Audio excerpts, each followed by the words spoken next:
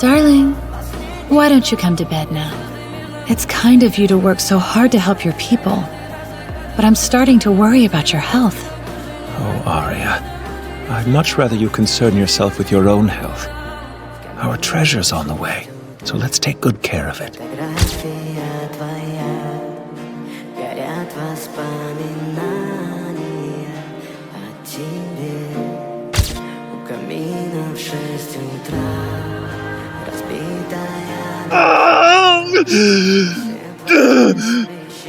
All of you, you'll pay. Yes, everyone.